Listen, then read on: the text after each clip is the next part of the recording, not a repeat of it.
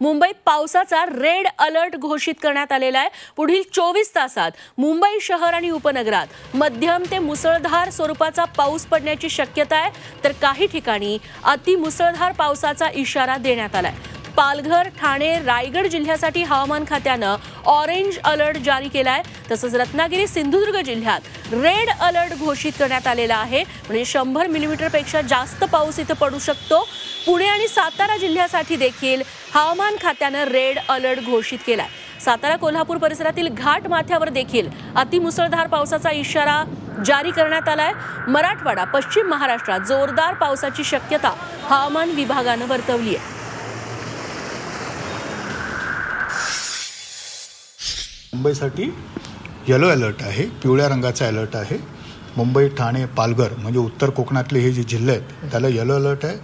रायगडसाठी orange alert आहे, म्हणजे मुसळधार ते अतिमुसळधार, आणि रत्नागिरी आणि सिंधुदुर्गला पण ऑरेंज अलर्ट आहे। त्या मानाने सातारा आणि कोल्हापूर या ठिकाणी जे घाट भाग आहेत या जिल्ह्याचे, तिथे मुसळधार ते अतिमुसळधारपेक्षा जास्त पावसाची शक्यता वर्तवण्यात आलेली आहे। पुण्यामध्ये पण घाट भागामध्ये तशाच प्रकारची शक्यता ऑरेंज अलर्टने देण्यात आलेली आहे। मराठवाडा सर्वसाधारणतः पाऊस मेघगर्जनेसह असेल पुढच्या 3 ते 4 दिवस। विदर्भामध्ये, खास करून पूर्व विदर्भामध्ये आपण बघतोय की पाऊस मुसळधार काही ठिकाणी असण्याची शक्यता, तशा प्रकारची शक्यता वर्तवलेली आहे।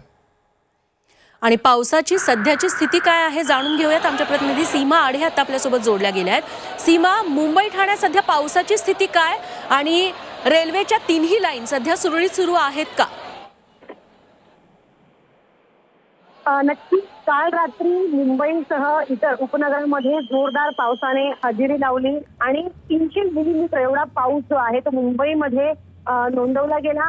आणि आता मुंबईला ज्या पद्धतीने मुंबईमध्ये सध्या पाऊस पडतोय त्या अनुषंगाने हवामान विभागाने मुंबईसह रायगड, रत्नागिरी, त्याचसोबत सिंधुदुर्ग जिल्ह्यामध्ये रेड अलर्ट जो आहे तो जारी केलेला आहे। आपण बघितलं तर रात्रभर पावसाने मुंबईला अक्षरशः झोडपून काढलं। दुपारी काहीशी विश्रांती पावसाने घेतलेली होती, मात्र पुन्हा एकदा आपण बघतोय की मागील 2 तासांपासून मुंबईमध्ये जोरदार पावसाने हजेरी लावलेली आहे। त्याचसोबत रस्ते वाहतूक यामुळे, त्याचसोबत रेल्वेवरती सुद्धा याचा मोठा परिणाम झालेला आहे।